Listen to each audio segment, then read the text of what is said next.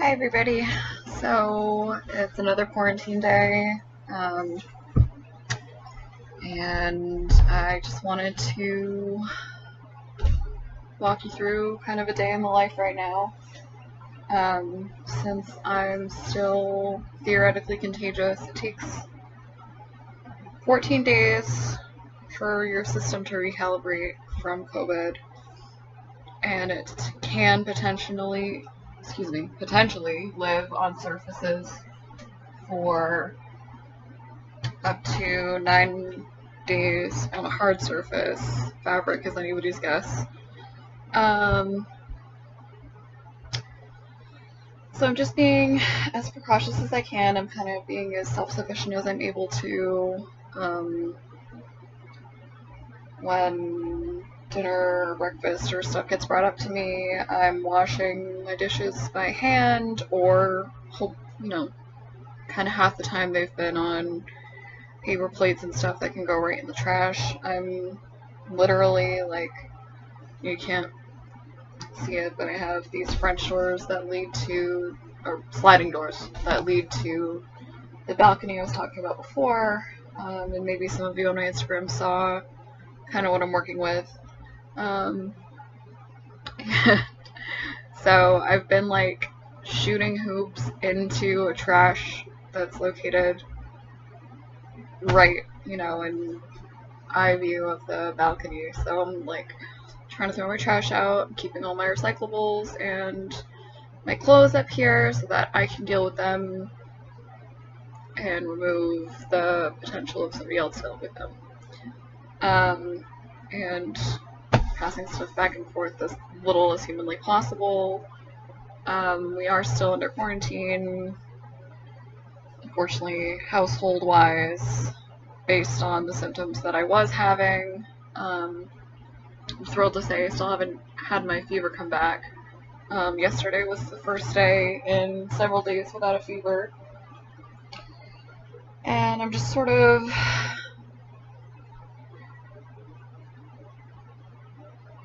I'm hoping that the flip side of this tragedy is, of course, any death, any mass epidemic or pandemic, is a tragedy. I'm just hoping that maybe this shakes the world up enough to have people appreciate what they have a little bit more, and in a perfect world I would have government come to their senses. I know there's just a lot of hostility and craziness, and I think there are a lot of people hoping, myself included, that we come out of this a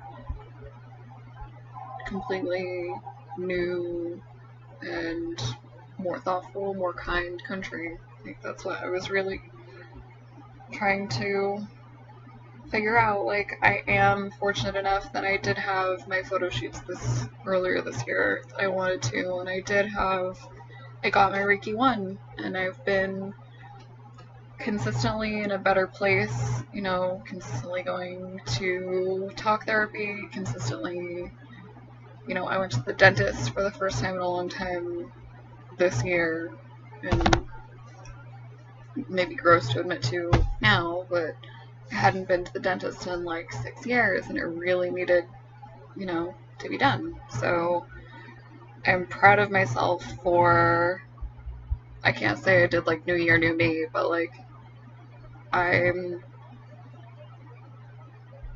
think around my birthday I really thought to myself, like, okay, what do I want to do? What have I been putting off? How do I better prioritize myself?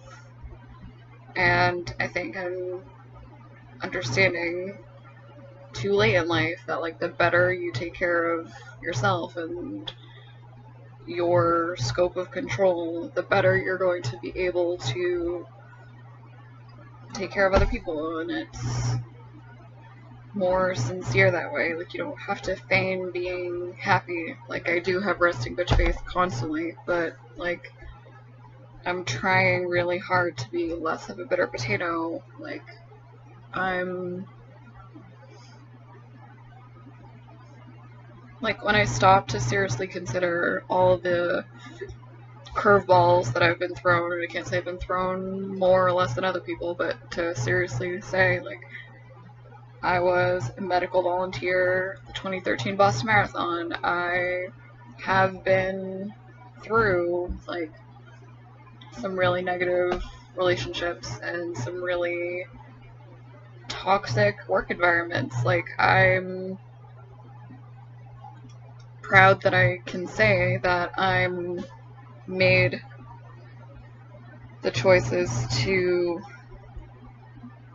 leave those things, or that I've been able to, in hindsight, look back and say, okay, yeah, like, maybe a layoff at the time was a blessing because it helped kick me in the ass, and I learned this new skill, and I learned this new skill, and I expanded on different knowledge.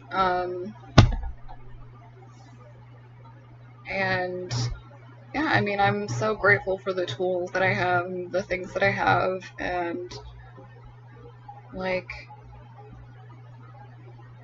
I think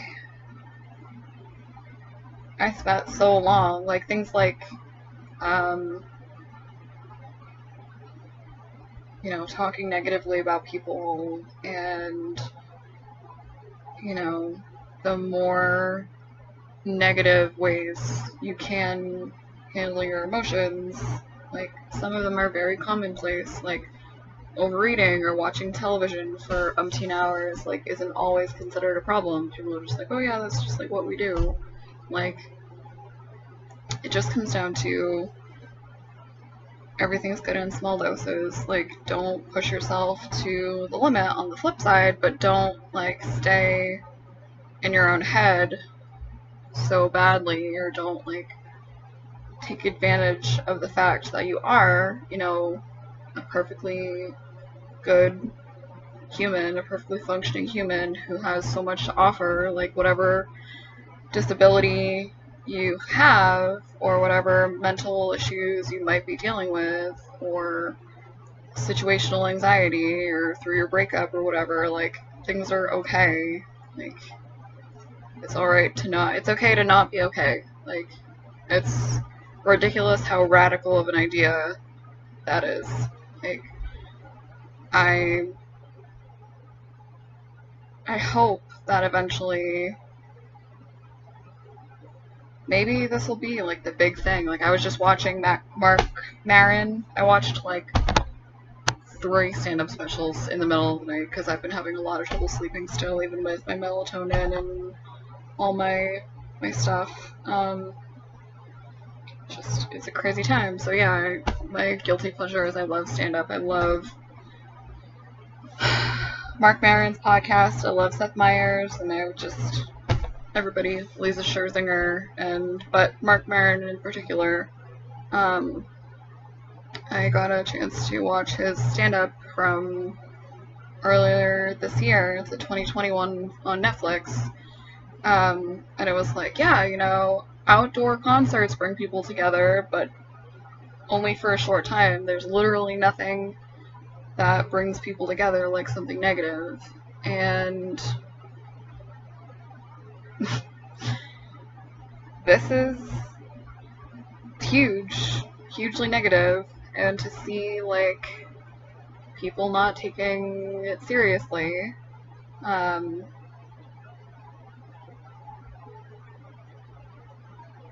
it's maddening. Like, a lot of older people who are the people we're supposed to be protecting are still like, oh yeah, we're gonna go to the hardware store, and oh yeah, we're gonna go do this, that, and the other, and there's a furniture sale on, or there's a, you know, and I wanted to pull up something that I saw that kind of perfectly encapsulated,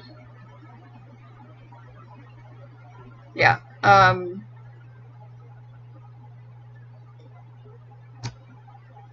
don't know who the original poster is, but this is, on my Instagram stories. It says, coronavirus explained easily.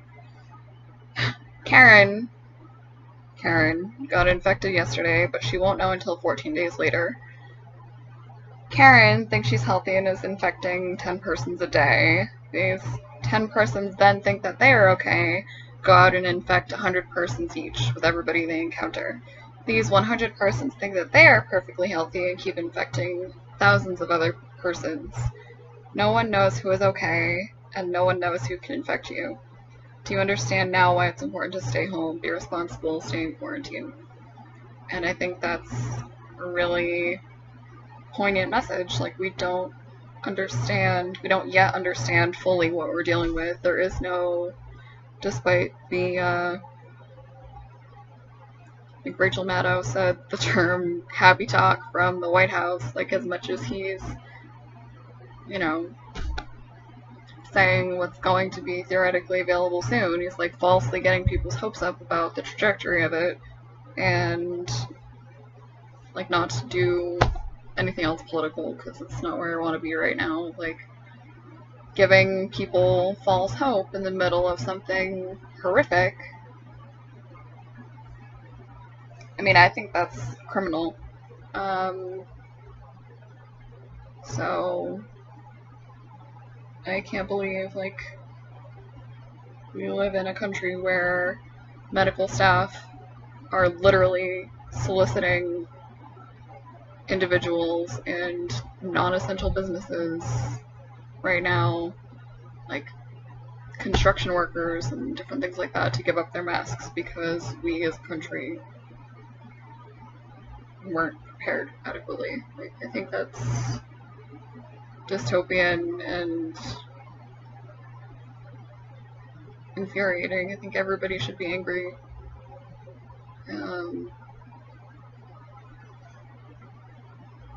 But the focus has to be on making sure we're in a position to get going again when we can. I've been taking this opportunity to pick up books that I've been meaning to. I know I've talked about a few of them. I have this one, My Art of Disney Architecture, that Julian got for me, and I also have a little bit, I know these are both one more fantastic than the other. This one's the Disney Architecture book because he knows I appreciate Disney, and I've always, been interested in architecture.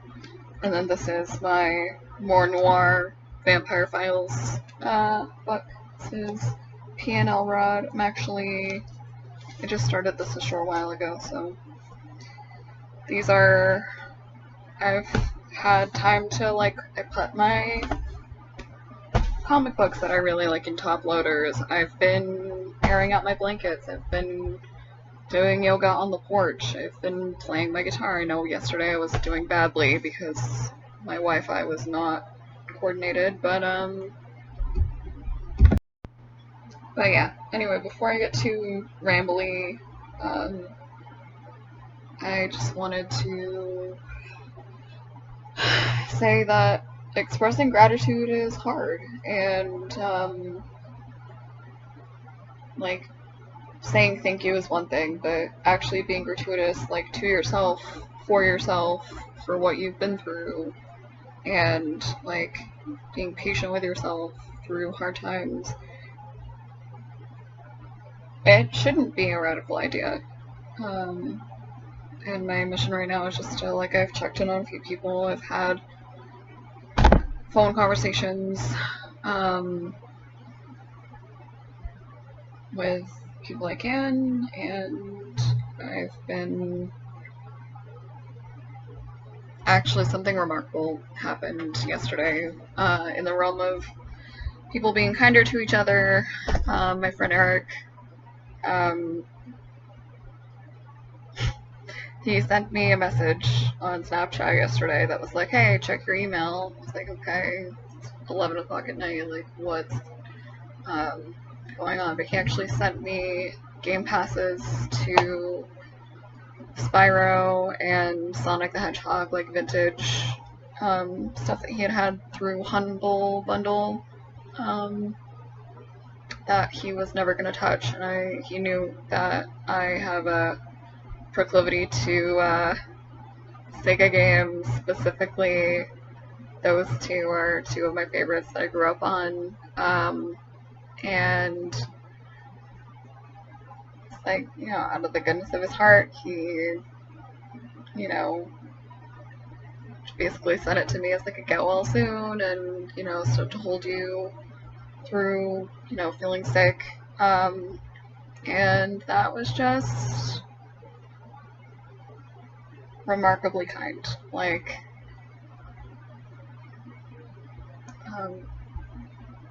that this is a time where people have a minute to be like, oh yeah, thinking of you, and actually stop and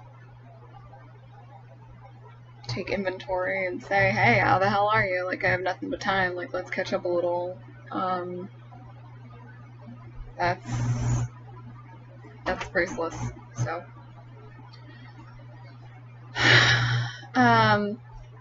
yeah, that's the end of my thoughts for today. Thanks for watching.